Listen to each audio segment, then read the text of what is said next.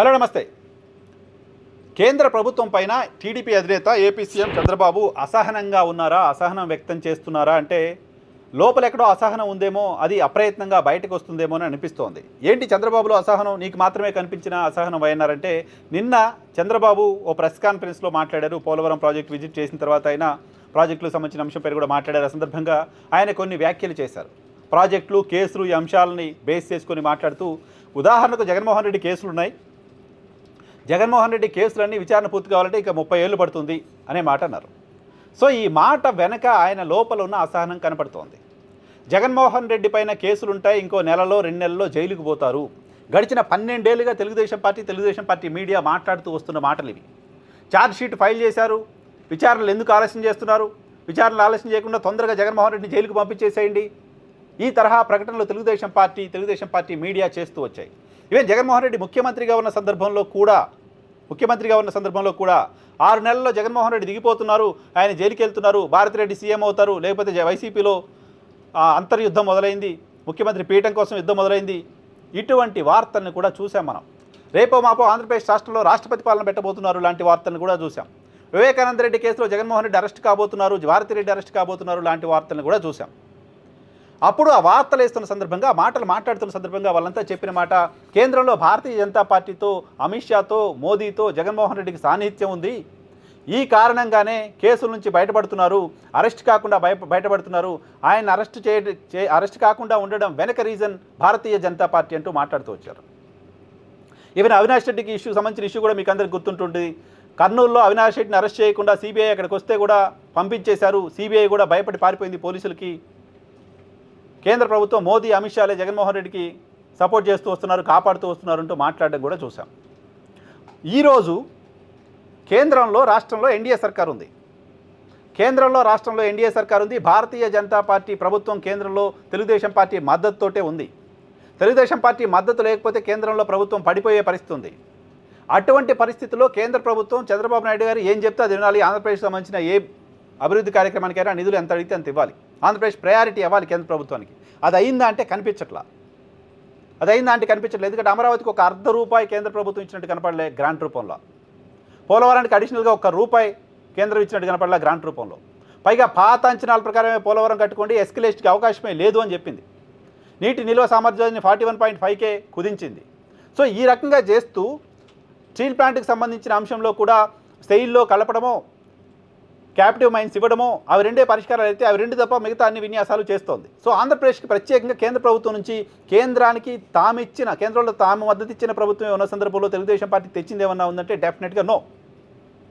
ఎందుకు వీళ్ళంతా ఏం తేవట్లేదు, ఇది వీళ్ళకి ఇంకా ఏం కావాలి, మరి ఏం తెచ్చుకుంటున్నారు అంటే, మమ్మల్ని నమ్మండి, మేము మీతోటే ఉంటాం, ఇంకో 15 ఏళ్ళు మీతోటే ఉంటాం, మేము మీకు క్రెడిబుల్ పార్ట్నర్గా ఉంటాం, దయచేసి మమ్మల్ని నమ్మండి, జగన్మోహన్ రెడ్డిని నమ్మకండి, జగన్మోహన్ రెడ్డిని నమ్మకండి అనే మాట పదే కేంద్రానికి చెప్తూ వస్తున్నారు.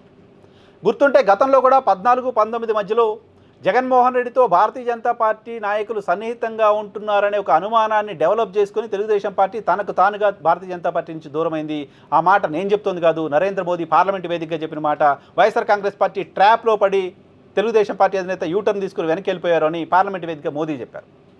సో ఇప్పుడు మీరు వైసీపీ దగ్గరికి వెళ్ళకండి, మళ్ళీ మాతోటే ఉండండి, మమ్మల్నే నమ్మండి అని నమ్మించే ప్రయత్నం, మేము మీతో ఉన్నామని కాన్ఫిడెన్స్ ఇచ్చే ప్రయత్నం కేంద్ర ప్రభుత్వానికి పదే చేస్తూ వస్తుంది. అలా చేస్తూ వస్తూ రాష్ట్ర ప్రభుత్వం వైపు నుంచి ప్రధానంగా కేంద్రాన్ని వాళ్ళు రిక్వెస్ట్ చేసేది, జగన్మోహన్ రెడ్డి కేసుల సంగతి ఏంటో తేల్చండి, జగన్మోహన్ రెడ్డిని తొందరగా జైలుకు పంపించేసేయండి, జగన్మోహన్ రెడ్డిని మీరే కాపాడుతున్నారని 5 ఏళ్ళు మేము చెప్తూ వచ్చాం, ఇప్పుడు ఎక్కడ మేమే ఉన్నాం, జగన్మోహన్ రెడ్డిపై అన్ని కేసులు ఉన్నాయి, ఆయన అరెస్ట్ చేయకపోతే మేము ఎన్ని రోజులు చెప్పిన మాటలన్నీ అబద్ధాలు అయిపోతాయి.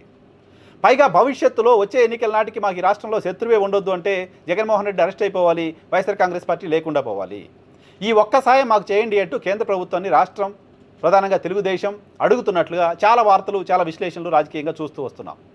బహుశా తెలుగుదేశం పార్టీ వైపు నుంచి వెళ్తున్న అటువంటి విజ్ఞప్తుల్ని, అటువంటి వినతుల్ని కేంద్ర ప్రభుత్వం పట్టించుకోవట్లేదేమో, కేంద్రంలో అధికారంలో ఉన్న నాయకత్వం వినట్లేదేమో, ఆ కారణంగానే చంద్రబాబులో అసహనం కనపడుతోంది.